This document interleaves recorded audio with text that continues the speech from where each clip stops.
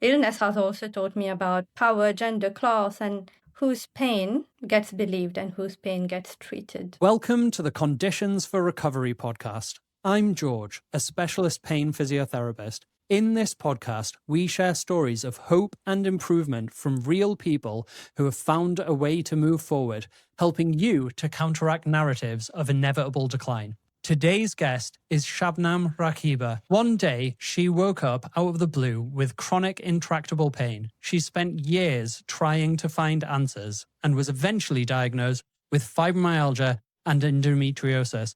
After a decade-long battle to be heard by the medical system, she tried many treatments with minimal benefit and realized she needed to figure things out for herself. She started working on the factors that contribute to her experience of pain, whilst she still lives with chronic pain. Her emotional and physical suffering has reduced. Her projects involve the Chronic Wellness Lounge and the Unapologetic Women Collective. She also co-authored the book, Learning Through Pain, Transformational Strategies for Healing Chronic Pain. I'm particularly excited to talk to Shabnam because of her strong focus on social factors such as women's health, injustice, and carer obligation. Her understanding and approach when considering these factors are an important part of discussion around chronic conditions that is not talked about enough. Thanks for joining me, Shabnam. Thank you so much, George. It's really good to be here with you today. Great, I'm really pleased.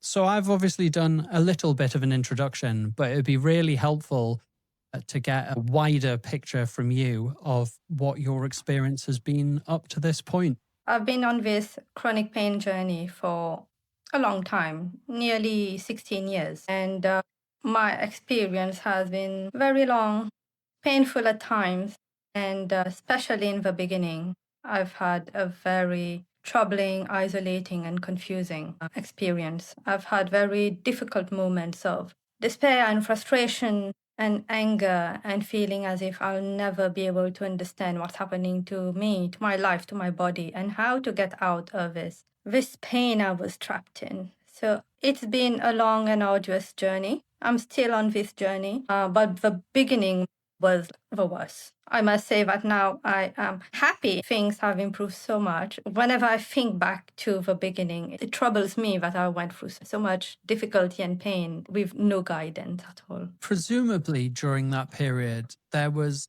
some attempt at figuring out what was happening and it just wasn't in the right direction. Was that your experience? Absolutely. When the symptoms started in my very early 20s, I was this very ambitious young person who was trying to get ahead in life, career and relationships and everything, very eager to live life. And then suddenly the pain struck. And I thought, as many people do, I just need to see the doctor and the doctor will figure it out. And I'll have an answer and I'll get on with my life. Back to normal, no trouble. I soon realized that's not how it works in the healthcare system. We do tend to believe that doctors have all the answers, but that's not true. Sometimes they do not have the answers for us, and sometimes we feel that they do not listen to us. I felt that I wasn't being listened to. I felt that I didn't even have enough time with my doctor to explain what I was going through because it was really an in and out of the appointment.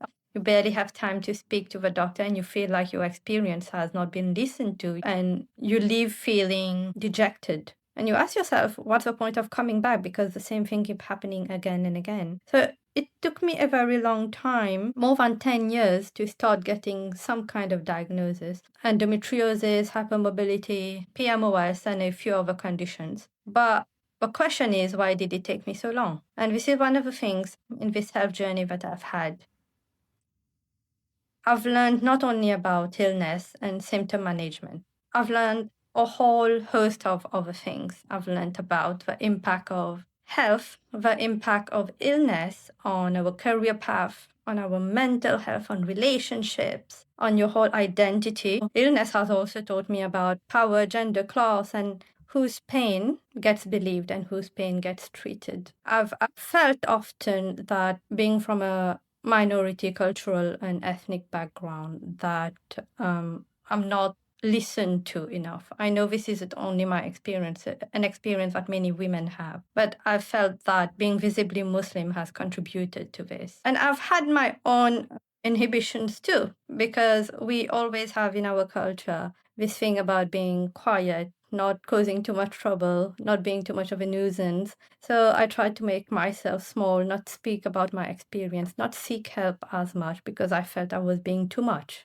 So getting out of this mindset, this perspective took time, taking up space and really getting back this belief in myself, stopping this self-doubt, this uncertainty that I had. That took quite a bit of time. There's a few things to come back to. So the first one is this massive system problem, which has been a theme that every single person that I've spoken to has said, is that actually our system is based on this idea that healthcare professionals are completely infallible, that they know everything. And there are so many situations in which that's not true. And that actually it can be really helpful to embrace ambiguity and to not speak with so much certainty about things. You leaving those appointments feeling, what's the point? I feel dejected in that situation.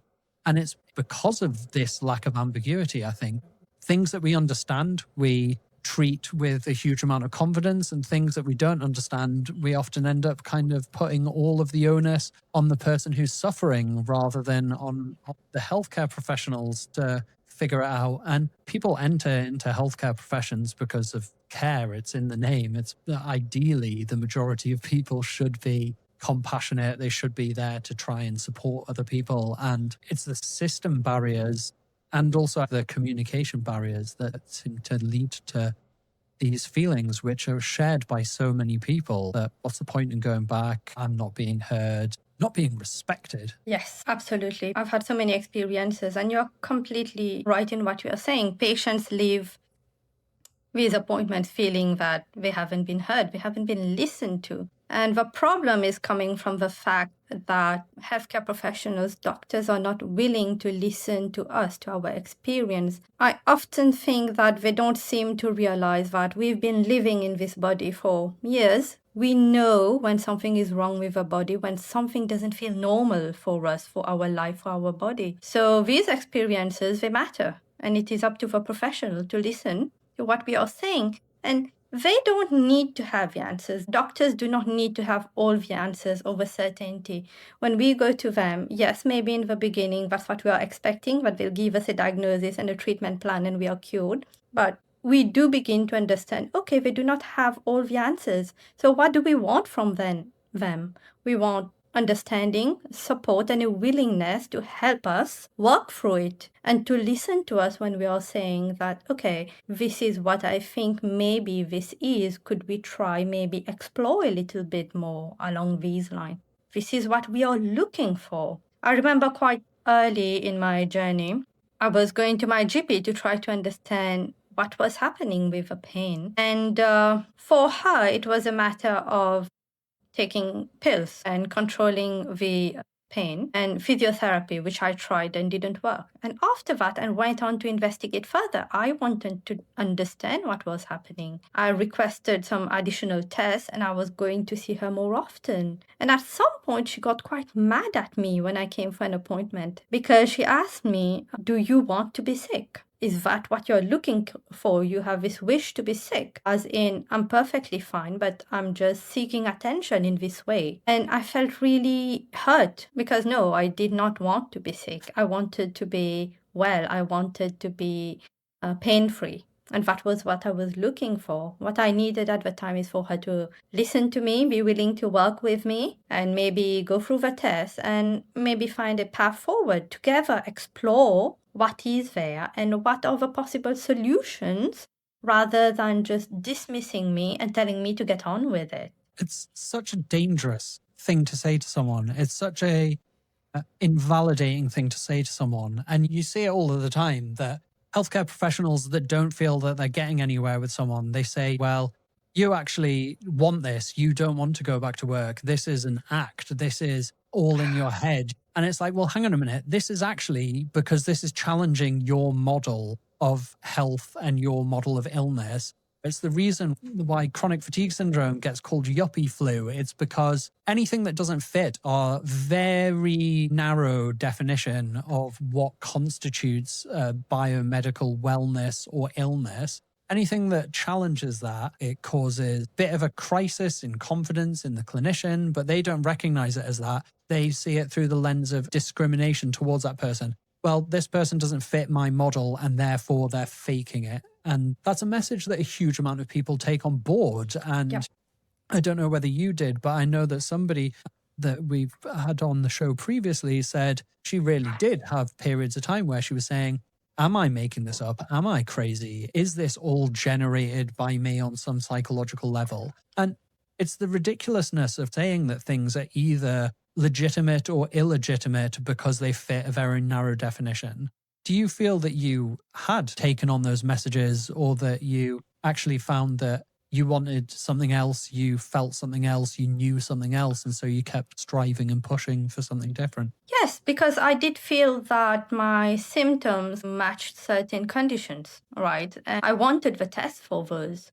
Every condition tends to have textbook definitions of what are the visible signs and what they should look like. And when you don't completely match those definitions, then doctors are less likely to take you seriously. That's what I felt like. For example, with regards to endometriosis, which I felt that I had some of the symptoms, but not the common ones. And because I had a friend who had it, and she said, having spoken to so many other women with endometriosis, she said, look into it and have a talk with your doctor. And I remember going to my gynae many years back with my husband, and we ended the conversation with her talking to my husband about me in the third person while I was present right there in the room, and telling him that I should see a psychologist. This is the kind of dismissal that we have to face. And you can imagine how these kind of things happening can discourage patients from going back to the doctor and trying to seek answers. And yes, many years later, I did find out that I do have it, if only the investigation had been done properly in the beginning. It could often, what we see is, because patients are dismissed, there is the condition gets worse over time. And this could have been prevented if there was prompt treatment and investigations. In my work, I consistently see a huge difference between people who had an eagle-eyed GP, people who come and get diagnosed with something like fibromyalgia within the first year and a half to 2 years. They don't have the same level of distress. They could be experiencing huge amounts of pain. They could be experiencing huge amounts of fatigue and brain fog, but they don't have the same frustration and distrust because they've not been dismissed. Someone's taken them seriously and has got them in the right place at a much earlier date. And the people that you see who have been on the NHS or the diagnostic roundabout, they've been to see every specialism and they've been told, you certainly have this thing or that thing, and then they get the test and they haven't. They come with so much more baggage because they have been let down over and over again. They've been down dead ends over and over again, and they come so much more angry and frustrated, and there are so many more barriers to them beginning to find a way to move forward because they've had such rubbish experiences of care in the past. You're absolutely right that when we really listen and really try and unpick things, these interactions are bi-directional. People need to go with agendas, and you don't experience that when you're first trying to engage with healthcare at all. As you said before, it's like you expect the healthcare professional to cure you. They provide some magic wand treatment and it goes away. But once that is no longer feeling like it's realistic, then you go, well, hang on a minute. What do I actually want to get out of this? And what can you provide me? And that's still missing from so many interactions in healthcare. There's still a model, there's still a hierarchy, there's still a protocol. And obviously that hierarchy partly exists because of training and experience and knowledge and education, but that relationship it's always either a successful or a failed collaboration, isn't it? Absolutely. And this reminds me that a couple of years ago, actually, I worked with someone with fibromyalgia. So after a few months, like 6 months down the line, she came back to me because she's had a diagnosis of breast cancer, which was new. And what she said to me always stuck with me because she said that the journey from having the cancer investigated and treated, the response that she's had from people has been so different from what she's had when she was navigating the fibro journey.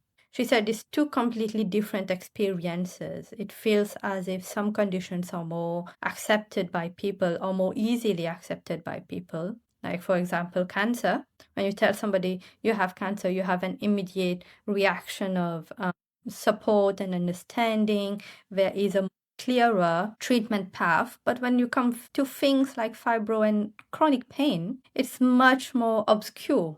People don't understand the condition. Some people, even healthcare professionals, believe that the condition isn't quite real. They're not too sure what to do about it, how to address it, how to treat it. You get dismissed a lot. So I do feel that there are certain conditions that are more have more awareness maybe, and so they are seen as more acceptable and easy to grasp by people compared to certain other conditions, especially invisible conditions. Chronic pain, you can't see chronic pain. Same like chronic fatigue, you can't see it. So people have a lot of difficulty trying to understand these, and that's not just people in society, it's even our healthcare professionals who struggle with it. You're absolutely right. I've heard many times in my career this kind of invalidation. It might be behind closed doors. Sometimes it's not. I was working with someone a few years ago whose GP, this is what the patient reports, but they said, my GP shouted at me down the phone, it's all in your head. I can't do anything. It's all in your head. That is insanely invalidating and unpleasant experience to have. And it's also categorically untrue, but that clinician clearly doesn't understand the thing. And there is definitely this split between things that are valid. Cancer is definitely one. There's understandably, validly, a huge amount of emotional weight placed on diagnosis of cancer. But what I think is interesting is that people can understand something like a sprained ankle or a broken arm or a chest infection better than they can understand fibromyalgia, because, as you say, any invisible illness, it doesn't fit our concept of what a valid healthcare problem is, Yep. even though these people are suffering exceptional amounts. And it's interesting what you said about the change in response. People are much more willing to rally around you when you've got a diagnosis that we perceive as valid than if you don't. So it's an additional layer of suffering to the people who are living with these illnesses, is that they constantly have to justify their self and explain their self and feel dismissed. It doesn't even necessarily matter if they're being dismissed. It's the fact that society is intrinsically dismissing their experience of their health. Absolutely. It's quite disheartening to people because then you not only have to navigate the symptoms on your own, but then you also have to navigate this disbelief, this dismissal, and at the same time, you start doubting your own experience. Because if you have, and what happens especially in the beginning, if you had this trust in your GP that the GP will solve it for you, will find what's going on, and the GP tells you nothing is wrong, you're completely fine, you're just maybe a bit too anxious or sensitive, you then start believing that maybe that's true. You start dismissing your own experience. You start internalizing the idea that you may be a bit too dramatic. Maybe you are just too sensitive for your own good. So you internalize these ideas, and these in themselves, they delay further treatment because then you become less willing to go back to the doctor. You become less willing to believe your own experience and say, okay, something feels off. What should I do? I so often come across women who are going through incredible pain. They live with pain, but at some point they feel they're having something different, a different level of pain, a different kind of pain. But then they think, should we even try to go to the doctor? What do we say there? Or maybe I should just leave it and maybe it will settle down in a few days. You see, when we start doubting our experience, then we do not keep trying to get the answers or trying to get that healing that we deserve. We hold back so much. And there is very much this internalized medical misogyny, isn't there? Is that people have experienced not being heard. There are so many historical examples that very evidently show that women have received very different support over time. And there almost certainly have been changes. There almost certainly have been improvements, but there's still this kind of lingering undercurrent of additional dismissal. And I think it's interesting when you speak to people with fibromyalgia or with any invisible illness, the vast majority of the people that I work with are women. I think a huge amount of the men that I work with also experience that dismissal, but it's still considered to be a issue that primarily impacts women. And so that maybe actually leads to men being treated from a more kind of biomedical perspective, even if they are exhibiting signs of that. Well, the thing is, we should all be getting the same level of treatment, I right? agree. And we do know that there hasn't been enough research into women's health and how conditions manifest differently in men and women, and how sometimes even the treatment pathways have to be different. So there definitely needs to be more awareness about this, especially among healthcare professionals. And again, it comes back to this idea of women in society being more conditioned to staying quiet and not make too much noise, not take too much space, not be too much, and to bear in silence, bear pain and suffering in silence. So, my experience has been that women do sit in silence and suffer in silence for a long time before they go to the GP and they try to solve it on their own. They keep their experience to themselves. They might not even share it with the people around them. Sometimes, even family members do not realize what they are going through because they are unwilling to share. There is always this fear of being judged or being seen as being lazy, not wanting to do things, so holding back, when sometimes it is just the symptoms and the pain that's impacting you. So women do generally tend to stay quiet and push themselves.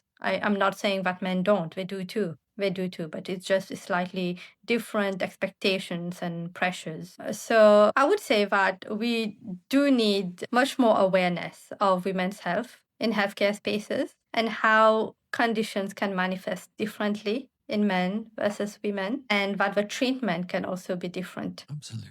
You've mentioned a couple of times about taking up space, and I was going to ask, what do you think made you decide? I don't want to make myself small anymore. I don't want to not speak up. I want to take more space. I'm going to change my mindset about this. You said at the beginning about being ambitious to live your life and move forward with your career and your relationships and all of the expectations that a young person would hope to have. And Yeah. then obviously that significantly disrupted by your health. And Yeah. what do you think changed your mindset? What changed your perspective? In the beginning, I thought that this illness and the recovery was all on my own shoulders. It's my responsibility. It took me a while being on this journey to understand that our health is not shaped just by the symptoms of illness, but there are additional factors around us that's driving ill health. For example, we mentioned the dismissal that we get from healthcare professionals. And there's so much more that happens in society that keep us sick, right? And for myself, it was this understanding of how trauma, bias, financial insecurity, these can contribute to ill health. How there are societal factors, structural realities that drive us towards ill health and keep us there and make us worse. And once I was able to understand this, I felt a lot of a self blame, of a distrust that I had in my own experience. A lot of it shifted, it went away, disappeared. And I felt more comfortable with my experience. And I had a lot more kindness towards myself, a lot more self belief, a lot more self compassion. And I felt that I've been able to understand certain things about health that I want to be able to share with others, right? And it wasn't easy because I feel that health is a very personal and private thing. We don't always want to be in public speaking about it. I've had someone ask me once, how do you keep on talking about it day in, day out on social media, on podcasts and so on? Don't you get fed up? Don't you want to take a break from it?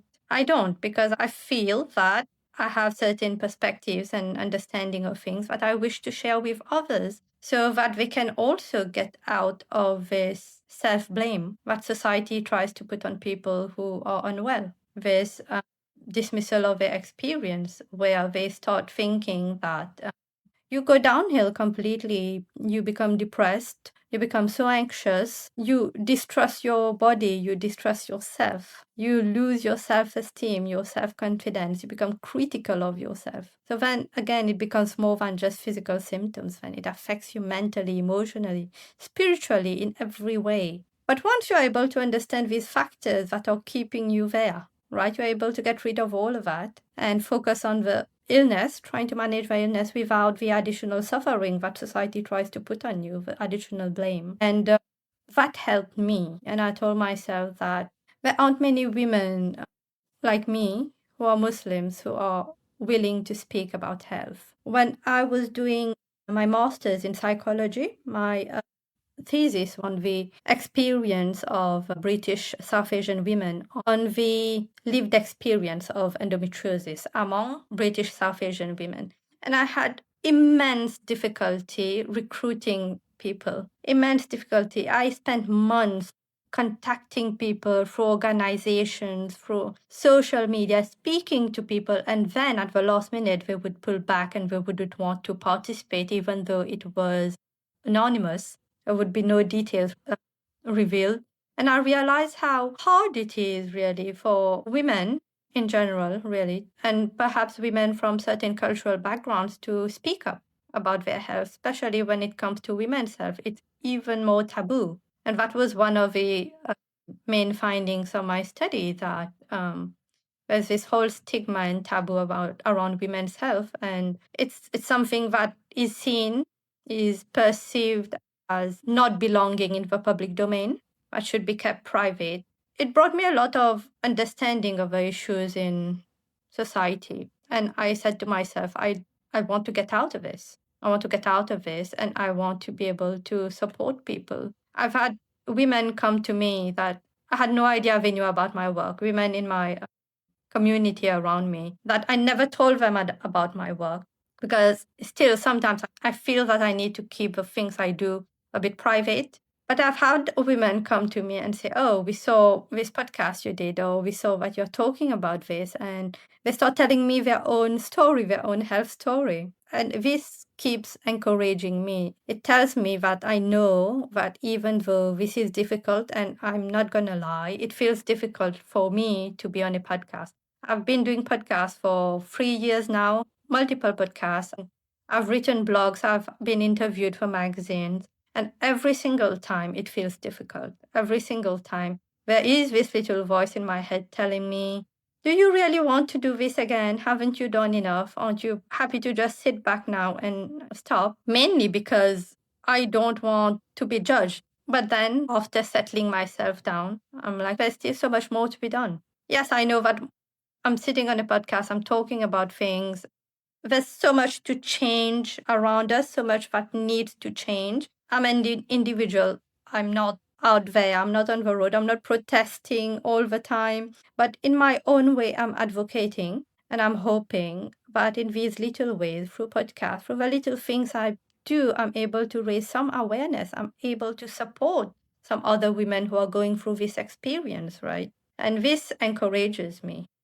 This gives me the courage to keep going with it. I think, firstly, thank you for continuing to do these things. And I think that they do make people feel nervous. But when I was listening to what you had just said, I was thinking one of the key motivators is surely that the work isn't done. In some ways, it's the beginning of the work, because there is still huge amounts of stigma, there is still huge amounts of dismissal, there is still huge amounts of dejection and invalidation that is happening every day. Every time that I'm in clinic, I have conversations with people where they talk about some of the topics that you've raised. And maybe they don't always know that they're raising exactly that, but it's that these things are kind of deeply integrated into the way that healthcare is done and the way that communication happens in healthcare. And so, in some ways, it's never enough. I don't mean to say that it's never enough for you specifically. It's just it's never enough for everyone. It's that until things genuinely change, then we're still doing the work. Absolutely. And I do feel that there's so much more work to be done, and the work is just increasing rather than decreasing now, because nowadays we do hear a lot of negativity when it comes to disability or long term health conditions, people not being in work and so on because of disability or being unwell. There's a lot of judgment with regards to that. Interestingly, just this morning, I was reading another post about this drive to try to get people here in England back to work, but not really supporting unwell people well enough so they're able to get back to work. It feels as if there is this drive for people to, there is this drive, this wish to push people who are unwell to be a more productive part of society, as if work is productivity. So, but yet there is no support for that. And the sad thing, it feels as if you are not working, then you are not worthy, which is not true. You may be unable to work because of your condition, whatever it is, because of a disability. That doesn't mean that the person isn't worthy. They deserve the same dignity, the same respect, everything, just the same as the other person who's working, because work is not a measure of our worth as an individual. But if someone can't work, if someone is unwell and can't work, then it begins to feel as if they are not valued. They are seen as burdens on this society, even when we're trying to get support and help. They do not get the understanding, they get a lot of judgment. And there is very little adjustments that was being made for people with long-term health conditions. I thought that after COVID came, and it felt to me that people were a bit more understanding of what it means to live with fear. With fear. And when people had COVID, so many people had COVID, life changed. And after that, so many were left with long term COVID. And I felt that maybe as a society, we've learned something from this about the impact of health on life and how during that time, during the pandemic, everything was adjusted so businesses could still be productive. Businesses could still run. So they made so many adjustments. We moved online. There was all kind of adjustments made for employees and everything so they can work and be safe at the same time. And I thought that, okay, we've got to where we need to be. But now, a few years after the pandemic, we can see there is the push again for people to be in the office rather than remote work. Remote work has been benefiting people to such an extent, especially people with long-term health conditions and disabilities. It has been really helpful to help them work remotely while staying healthy, while not making their conditions worse. But now we are seeing this drive to get people back into the office, the adjustments that people need. We are not getting those. We're not getting the support. We're not getting the understanding. It seems we've gone back to square one or even worse. And that feels extremely discouraging for people. And I've known people with health conditions who want to work. They are looking for work. They can't find anything. They can't find any employer, any organization, any business that would be willing to accommodate them, to make the necessary adjustment. Or they look at the business and they are like, will I get the necessary adjustments there to be able to work? I'm not confident about that. So then they pull back. Or people who are in work, but they can't, because they can't get the accommodations there, then they have to leave work. And people who have fallen completely into despair and completely depressed over their financial situation because we can't find work. I feel as society, the worth of a society is measured by how we are treating those that are less strong, those who are more vulnerable in the society. And people with disabilities and health conditions are vulnerable. And if we look at how society is treating people with disabilities, it's horrendous. It's appalling. It is. And It's terrible. We have a tendency to scapegoat vulnerable people for complex problems. It's easier to say that the problem with the economy is to do with disability benefits and the people who often have the least voice, the least energy, the least agency, the least empowerment to fight for themselves. So we say that really complex factors are actually the fault of refugees and immigrants and people with disability. It's not that actually we do not have a society which supports people into these things. And the thing that you see over and over again, I don't know whether it was the same post, but I saw a post last week that was talking about exactly this. I want to work. I am disabled. I keep being told that basically they couldn't accommodate me. They couldn't do the adjustments. I keep being told that I was a great candidate. If we make it nearly impossible for people to work well, and the variability of so many of these invisible illnesses, people need support and understanding, and they need flexible conditions. And that does not mean that they need hugely different approaches to things. It just means that somebody needs to go, well, hang on a minute, we need to think outside the box here a bit. We need to be a bit imaginative about this. And I think the other thing is there was a huge amount of naivety in hindsight during COVID. I remember seeing a new article, The Guardian, every week that said, COVID means we need to reconceptualize everything in society. We've realized that the petrol station attendants and the shelf stackers are the people who actually are important in society. They're the people who are valuable in society. And I think you're right. We perceive somebody's value as a society based on what they contribute. So, and yet, as you say, we're kind of barbarically treating some of the most vulnerable people in our society because it's easy, because it's easier than actually addressing the problems. And I'm not an economist. I'm not a politician. I've got no idea what the solutions to these problems are, but it almost certainly isn't making people who have invisible illnesses feel terrified that they're going to have no money and be further impoverished. And it definitely isn't this endless rhetoric that these people need to be got back into work, while simultaneously there's almost no structure for supporting people to actually successfully accomplish that. It baffles your mind that this is the approach that's being taken. It is completely crazy to threaten people in this way, because making people's stress and mental health worse is not going to help get them back into work. You're just making their physical health even worse. And if you look at the process even of getting a job, and you look at so many barriers that there are from not having a job and then actually having a job, it's painful. It's painful. You are spending days and days looking for job lists, looking for something to apply for that you think, as a person who is unwell, that you think is within reasonable distance, that will give you some level of flexibility, that may be part-time.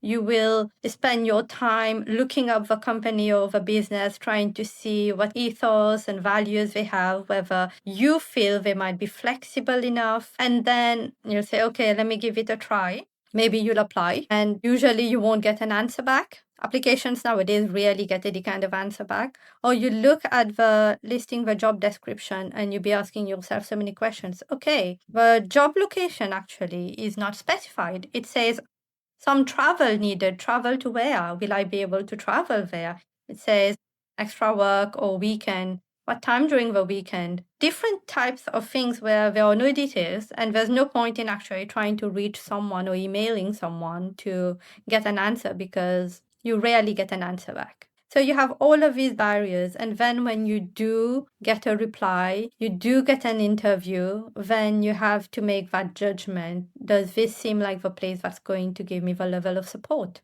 Because you always have this hesitation of disclosing or sharing your conditions because you're afraid of losing this opportunity. So then you hold back. We actually have so many barriers at every step of the way, and trying to get people back into work means actually understanding each of these barriers and helping people, supporting people adequately along this path. I have a part-time role on a project with vulnerable families. When I was applying for it, I went through the job, I went through the interview and all. And then before I started the role, I emailed them. I emailed them sharing my conditions and laying down what I feel I would need in terms of support. And I must say, I did come across strongly in that email because I sent links to articles I've written about how to be a good ally to someone who has a long-term health condition. So I must say I was lucky and I'm grateful that I was given the support that I required at the time, and I still am given the support. And when I think back to it, I feel how terrible I would have felt if I had a negative response back. But after all this effort of actually trying to find a role and being able to find something and then asking for support and not getting it, and then now having to manage on your own and trying to figure out, okay, now I have this job and I have to do it, but how do I do it now? So that's something that really drives people crazy. So we do need to make that pathway to work much easier for people with long-term health conditions. Again, I'm going to say that work isn't a measure of our worth in society. We can be disabled and not be able to work. We can contribute to society in so many other ways. So it's not that you're unwell, so you, even though you absolutely cannot, you definitely need to work. That's not true. But if somebody wants to get into work, there needs to be easier and more supportive pathways than we currently have right now. That's definite. I completely agree that how much you can work is not a measure of your value. But I also think that there are lots of people that I work with who are desperately clinging on to their jobs, even though their work is not sustainable and it's not helping their health. And there are all sorts of valuable elements to work, whether it's getting out of the house, routine, socializing, fulfillment, stimulation, enrichment, purpose. And you're right. It's the fact that people don't have the support that's required to be able to experience all of those benefits. I didn't even mention the financial benefit. Feeling comfortable is hugely beneficial. And one of the reasons that I called this series The Conditions for Recovery is that I started noticing a difference in some of the people that I worked with. That lots of the people who were doing really well or who were able to get onto a trajectory that they felt was positive often were in jobs where they felt really well supported and really valued, and maybe their manager would bend over backwards to try and do everything that they could to accommodate them, to make sure that they were as comfortable as possible with their work. And it's massive to feel that you genuinely are being supported to do a thing that you want to. I think this applies to not just work, it applies to education, it applies to family life, it applies to all sorts of different things. But to feel that you are being supported to participate in the things that you want to participate in and that you feel will be beneficial to participate in. And a huge number of people don't have that when they're in their work. They feel dispensable. They feel unrespected. They feel like they're just a number. We just have the whole thing the wrong way around. We should be trying to get the people who feel able to and want to into work, but that involves so many, what you said before, barriers being addressed that we're currently ignoring. We're just saying everybody needs to go to work. Work is good. You are only valuable to society if you work. It just doesn't make sense. It just doesn't work. And it feels like it is going in the wrong direction. I thought we have what's theoretically a more progressive government. And I think they've done a couple of things. They've said that people who have inarguably lifelong conditions may not need to be reassessed for things, which is a sensible thing, but also really doubling down on this prejudiced approach to a lot of things to do with mental health, a lot of things where it's not clear what exactly is going on, things that are more complicated, things that are less valid. It goes back to what we were talking about before in terms of valid and invalid conditions. And there does seem to be a bit of a push to force people, all of these fakers, all of these scammers, all of these shirkers. They're not scamming, they're suffering. And we just don't have good enough understanding of the suffering. And I think you speak to anybody who has spent a long time working in long-term conditions generally, and most people will be able to identify that there's a huge amount of complexity and nuance to these things, which is not being recognized in the narratives around work. Absolutely. Long-term conditions, there's so many different conditions and there's so much variability between them. And again, it feels as if it is hard to get people in society, the people around us, to understand the condition. And on some level, I can understand why this is so. If I were to think of myself for a long time, I didn't even know what to say to people about my condition because I myself didn't have an answer. I couldn't understand it. The doctors can't understand. The doctors are not giving me an answer. What do I say to the next person? What do I say when they ask me, okay, why are you unwell? What's wrong with you? What's causing the pain? I don't have an answer. What do I say? So we then find it difficult to explain to the person about what's going on. And this is the reality of a lot of long-term conditions. There are some that we understand properly, diabetes, you have asthma, you have these kind of things, some that we are aware of and we understand, but there are many that we don't quite understand and we don't know yet how to explain to people. So there isn't a lot of awareness of them and people are not aware of them. So then for these people, it becomes even more difficult to explain their conditions, whether it is to their family or at work, in the workplace. And coming back to a point that you said, work is good for people. It gives us so much, but work can also make us worse depending on where we are working, and that depends on the employers. Work can completely make our symptoms go downhill, Totally. make our physical and mental health worse. And again, that comes back to how much support we feel we are getting at work and how much we feel psychologically safe at work, in that we're able to speak up when there is an issue, when we feel that we need additional support. Like for myself, in my role that I have, if, for example, one time I had a frozen shoulder and I know there were some things I couldn't do, and I had to reach out to colleagues and I said, okay, this is what's happening. This is what I need today. And I had people step up and more people helping me on that day, supporting me on that day. This is the kind of environment that we need at work for people to be able to thrive and to flourish at work and for their health to get better while they are at work and not health getting worse because of work. Do you think there's something in what you said before, that email that you sent? It was strong. It was you saying, here are my conditions for being able to manage this. And they were willing and able to accommodate that. And a huge amount of people don't ask. People probably very legitimately often feel that it's going to not be listened to. Yeah. But often people will say, oh, well, I know that isn't going to change. So I feel that it's an interesting point here because I'm going to go to that. If we think about our privilege in society, right? I felt at that point when I sent that email that I had enough in my life that could enable me to send that email. That even if something were to go wrong and I were to lose the role, I would still be okay, right? There are so many people who can't say that when they just got a job. Because if you go ahead and you give a list of things that you need, what happens when your employer decide that, okay, it doesn't seem like you're a very good fit. Okay, you are on board, but maybe we won't be keeping you for that long now. And you lose your job, there is that very, very real risk. So people are afraid of taking that step, and it's a valid fear, I would say. It's a valid fear, and being able to do it means that on some level, you have to be willing to accept that maybe I might lose the job somewhere down the line.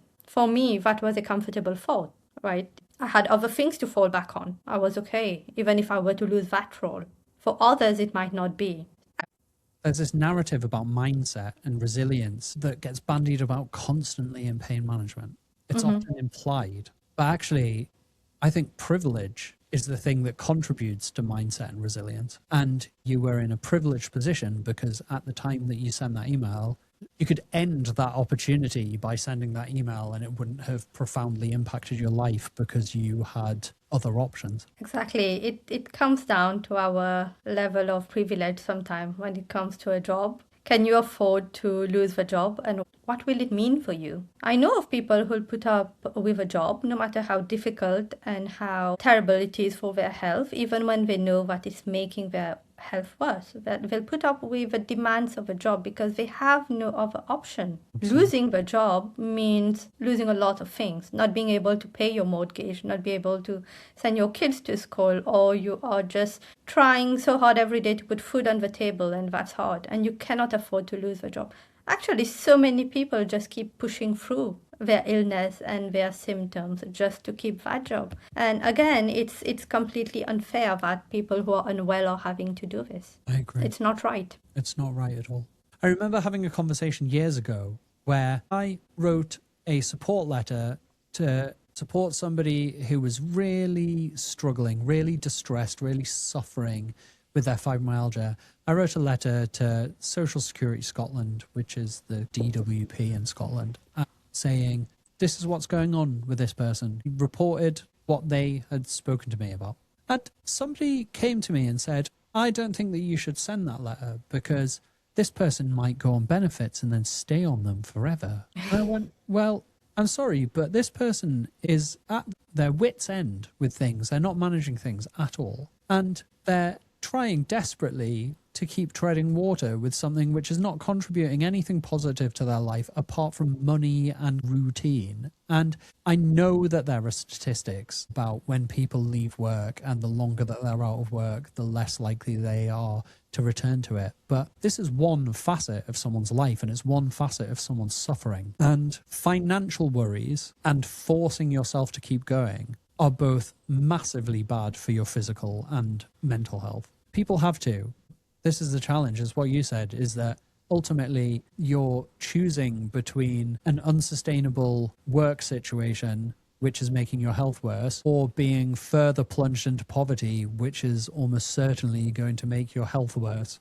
People don't benefit from being impoverished when it comes to their physical and mental health. And so it's actually a really complex situation that is being treated as something really simple. Can you do this thing on a form? Can you do that thing on a form?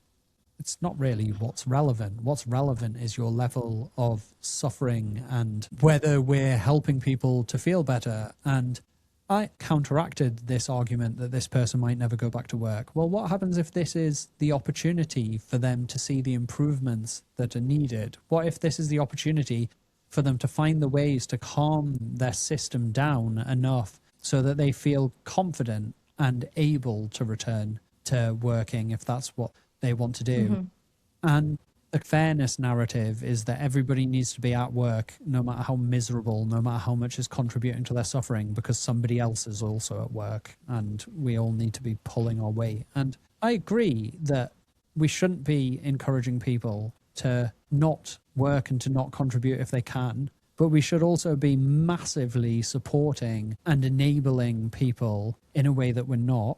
And we should also be able to respect the complexities of the situation, which means that people are not working, because it's not just health, pain, fatigue. These things are all subjective, and they're all subjective within a really complex web of things where other elements of your life are contributing to them as much as anything else. And so to just say to someone, well, you've got this diagnosis and that means you can or can't work. It's not as easy as that. It's definitely not as easy as that. It's not. Even for endometriosis or fibromyalgia, when I talk to other people with the same conditions, their symptoms are different, the level of their suffering could be different, the quality of their pain could be different. The things we can do, I can do, they can't do. The things they can do, I can't do. It's completely different. Simply because two people have the same condition doesn't mean they can do the same thing. So when we're trying to reduce everything to paperwork, trying to fill a form,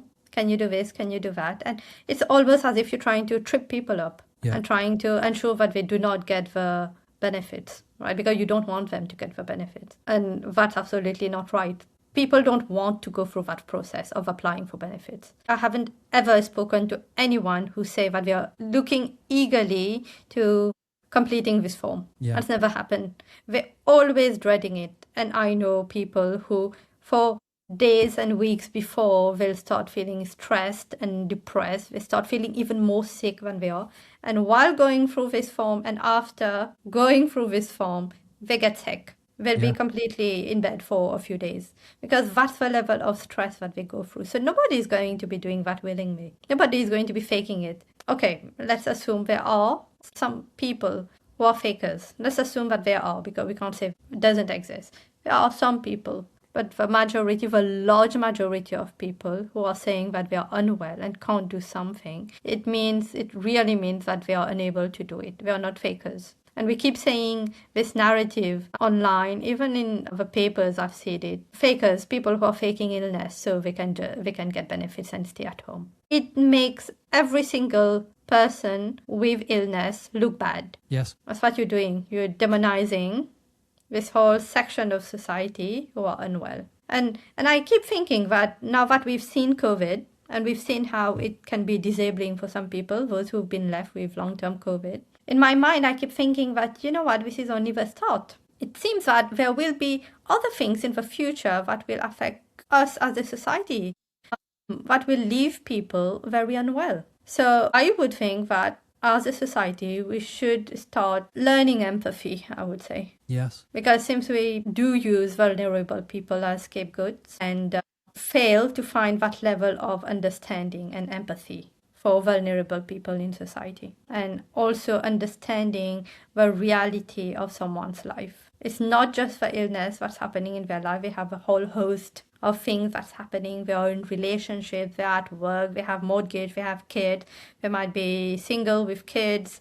There's so much more. We need to be looking at all these factors when we're trying to support someone. That's what we need to be doing. It's much more complex than just saying, okay, you have this condition, you can work. You have that condition, you can't work. It's not like that. It's not. And people have their own individual, every single person has their own individual life world, right? Everybody has their own experiences. Your siblings have different experiences of being brought up under the same roof and different experiences of how events impacted on the way that they perceive and interact with the world. And the idea that somebody's diagnosis is the be all and end all. Because as you said, I work with people with the same condition, and one of them is high flying in their career and another one is unable to work, completely unable to work. And the idea that it is the condition that contributes to that, it's not the condition. And you see things the other way round. So I sometimes see when people are saying, oh, I've had a really positive experience in managing my long-term condition, you'll see in the comment section people saying you didn't have it. Your condition wasn't real if you've experienced this. And it's the same reductionist, overly simplistic thinking that actually there's no room for variability. There's no room for the fact that these things can impact people in different ways, because everybody is coming at it with their own experiences in life, with their own experiences currently, with their own memories, with their own everything. And it goes back to what you said before. The fact that we're measuring whether the paperwork says yes or no without paying any attention to some of the reasons behind those. It's not even beliefs. I don't want to use the word beliefs. What those experiences have led to that have contributed to one person being in a highly disabled state. It's like we need better ways of measuring why somebody might be experiencing higher levels of disability with the same thing. And in some ways it's too easy to just say, well, everybody is an individual. And that's partly too easy to say because it says, well, we can't get lost in that complexity. I suppose we can get lost in the complexity sometimes, but I would say that it's important to look at the individual, their condition, and also their environment around them.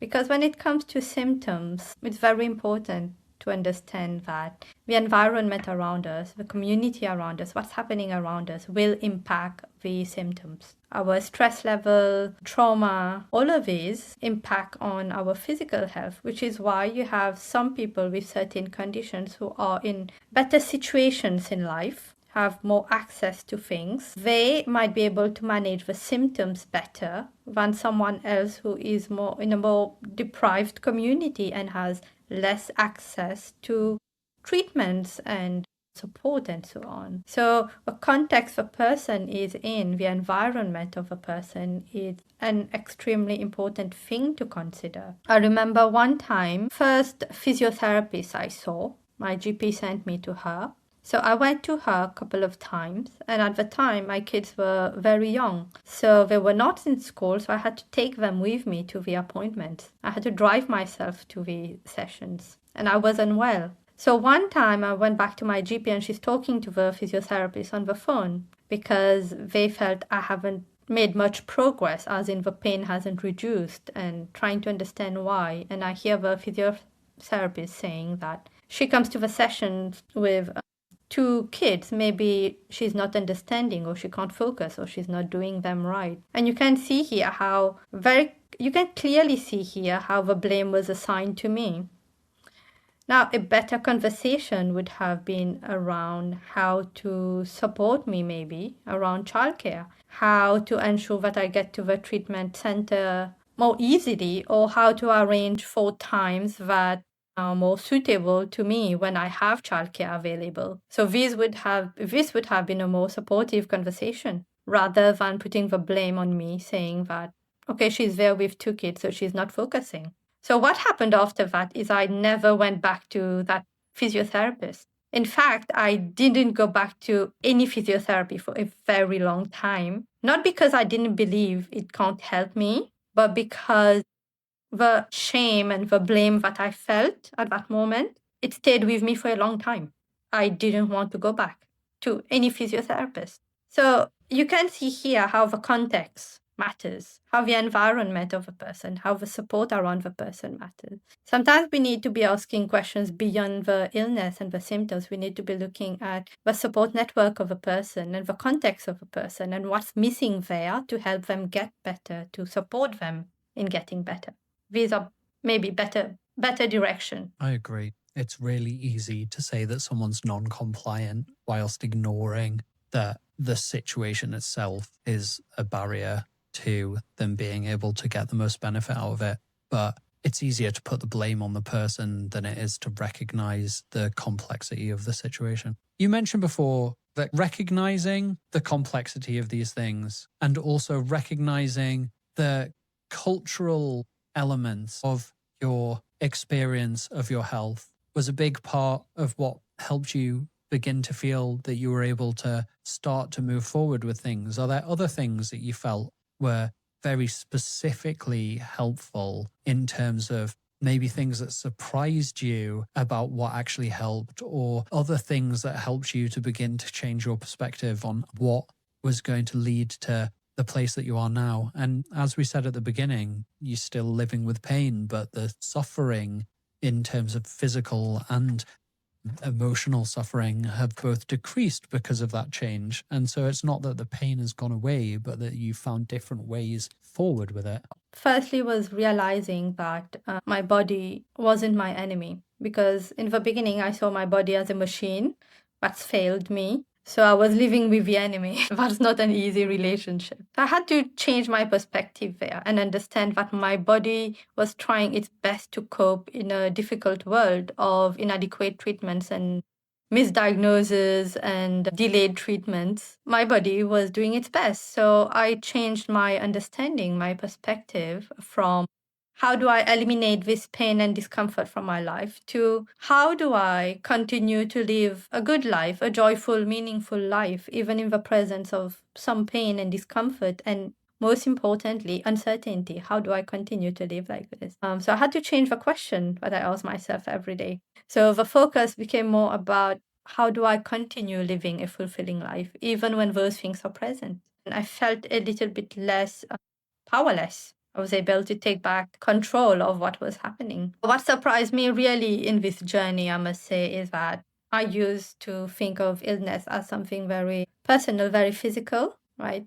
But I've kind of realized that this healing journey is not just physical, it needs to be emotional, it's spiritual, it's relational. It needs to happen on all levels. When I was writing my chapter in my book, one of the titles there, one of the sections, the title is Heal Your Life, Not Your Symptoms. And this is what I think it is about. It's not just about focusing simply on the symptoms. It's about looking at your life, your relationship, the context you are in, and then working on those alongside the physical side. And this is what has truly helped me to get out of this place where pain was the only thing on my mind. I woke up, but what was the first thing on my mind? Went to sleep on my mind. Every single moment before I do anything, pain is top of the list. Yes, nowadays pain is still present. It's still there. But it's one of the things in my life. It's not the main thing.